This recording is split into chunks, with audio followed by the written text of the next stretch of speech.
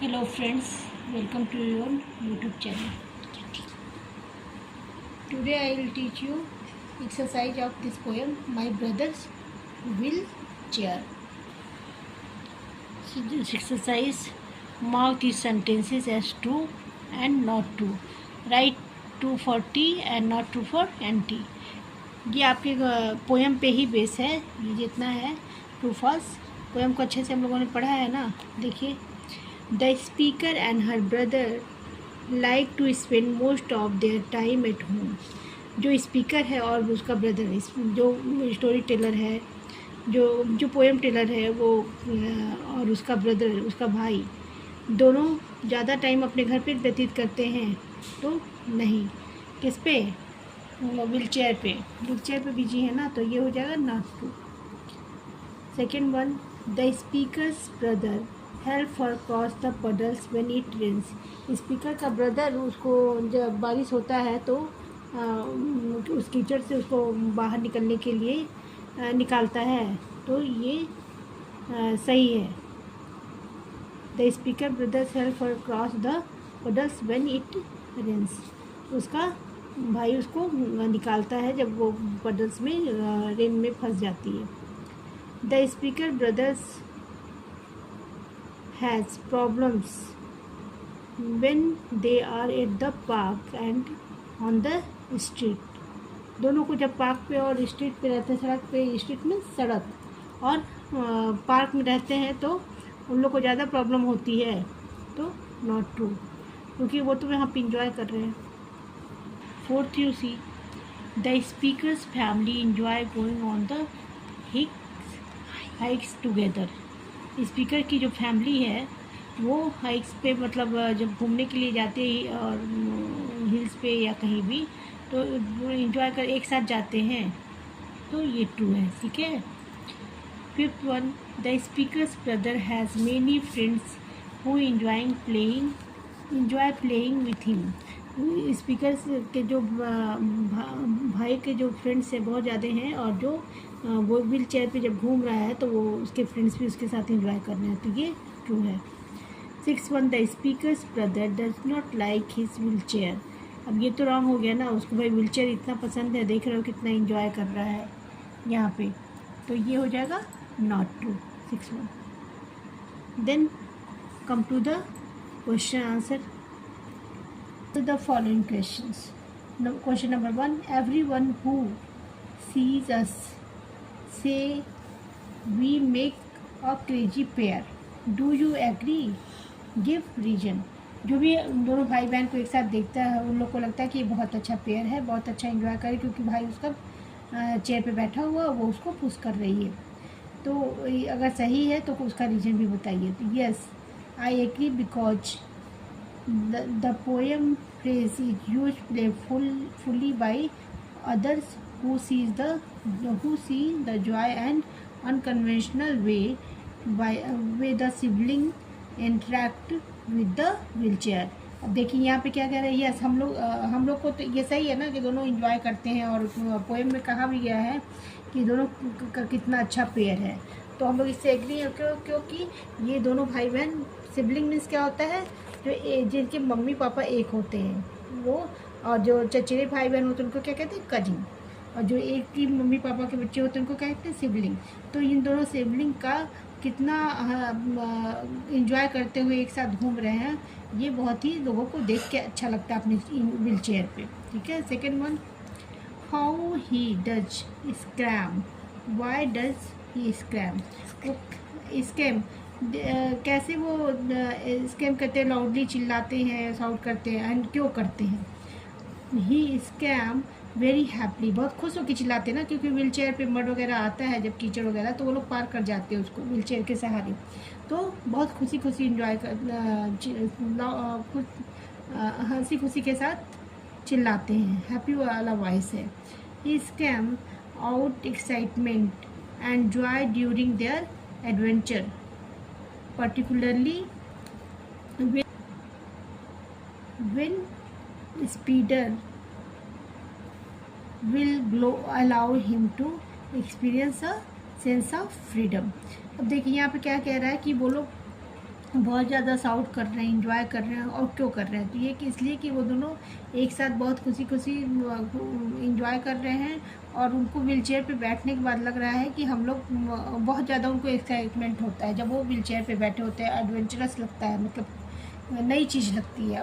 Normally wheel chair पर कौन बैठता है जो चल नहीं सकता, लेकिन यहाँ पे ये लोग बच्चे क्या कर रहे हैं, दोनों इंजॉय कर रहे हैं, इसलिए वो व्हील चेयर का यूज कर रहे हैं। और जो इसकी स्पीड और तेज़ होती है तो वो और ज़्यादा फ्रीडम का अनुभव करते हैं। उनको लगता है हमको बहुत ज़्यादा स्वतंत्रता मिल गई है। Third one, going to the market with him is such a treat, why is it treat. अब वो दोनों जब मार्केट जाते हैं तो वो ट्रीट जैसा लगता है, जैसे पिकनिक जैसा लगता है। तो क्यों लगता है अगर जा रहे हैं तो?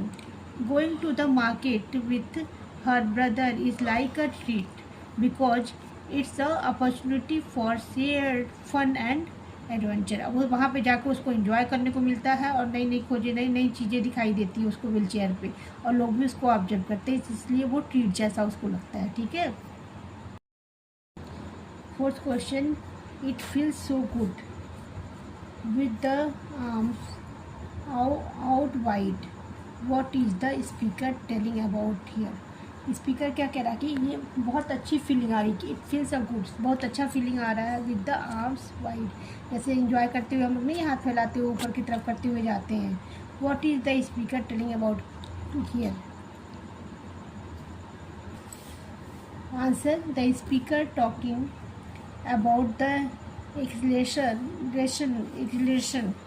feeling of speed and freedom experienced while being pushed or moving quickly in the wheelchair। अब देखिए यहाँ पे स्पीकर क्या कह रहा है, किसके बारे में, किसके बारे में बात कर रहा है कि जब वो लोग उस पर अपने व्हील चेयर पर होते हैं तो उनको बहुत ज़्यादा स्वतंत्रता, बहुत ज़्यादा खुशी, एक्सलेशन मतलब बहुत ज़्यादा खुशी, बहुत अच्छी फीलिंग आ रही है।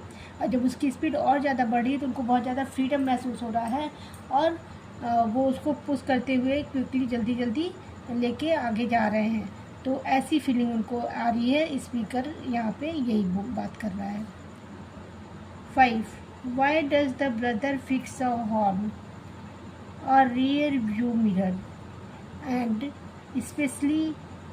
Special wheel on his wheel chair, how do this things help? अब देखिए इसके जितना भी व्हील चेयर में लगा हुआ है उस सब के बारे में राइटर बोल रहा है, पोएट बोल रहा है।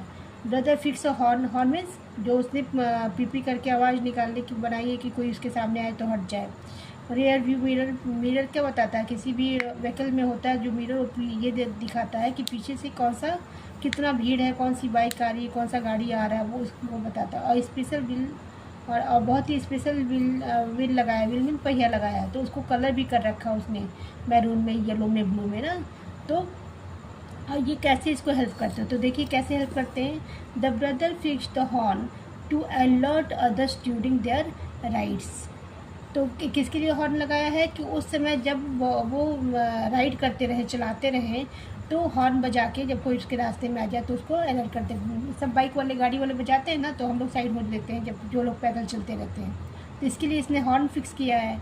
और rear view mirror for safety to see what behind him in crowd areas. और मिरर क्यों किया है? कि पीछे के साइड उसके क्या हो रहा है, ज़्यादा भीड़ तो नहीं है साइड में या पीछे में, तो उसको आसानी हो जाएगा देखने में, तो ड्राइव करने में आसानी हो जाएगा, तो क्राउडेड एरिया की तरफ देखने में मदद मिलता है। And special wheel to increase speed and enjoy faster ride. और उनका व्हील भी जो है वो कलरफुल बनाया है और उसकी स्पीड भी काफ़ी अच्छी है, जिसको वो बहुत तेज़ी से मूव कर पाते हैं अपनी चेयर को। In this way this things help, इस तरह से ये सारी चीज़ें उसको हेल्प करती हैं ड्राइव करने में। ठीक है, समझ में आ गया ना। 6 and now all our friends know their house must have a ramp, why should their house have a ramp, what are the other places that should have a ramp. Ramp means जो ढलान वाली area नहीं होती, up side में हम लोग जाते हैं, जाते समय तो थोड़ा सा प्रेशर लगता है, पैदल भी चलते हैं आजकल तो देखिए मॉल वगैरह में, हॉस्पिटल वगैरह में रहता है, हाँ, और फिर जब हम उतरते हैं तो हमारी अपनी स्पीड को ही रोकना पड़ता है बहुत तेज़ी से। तो सीढ़ियों से ना जाके पैदल पैदल अप साइड में हम ऐसे ऊपर की तरफ चलते चले जाते हैं, फिर नीचे की तरफ आते हैं। नीचे की तरफ जब आते हैं तो बहुत ज़्यादा प्रेशर नहीं देना पड़ता है और बहुत लाइटली हम उतर जाते हैं, स्पीड रहती है शरीर में, तो उसको रैम्प कहते हैं। तो ये सारे फ्रेंड्स के घर में और अदर प्लेसेस पे क्यों होना चाहिए? Houses and other places must should have a ramp to ensure accessibility for the brother and his wheelchair, allowing him to easily enter exit the house independently. क्यों होना चाहिए रैम्प?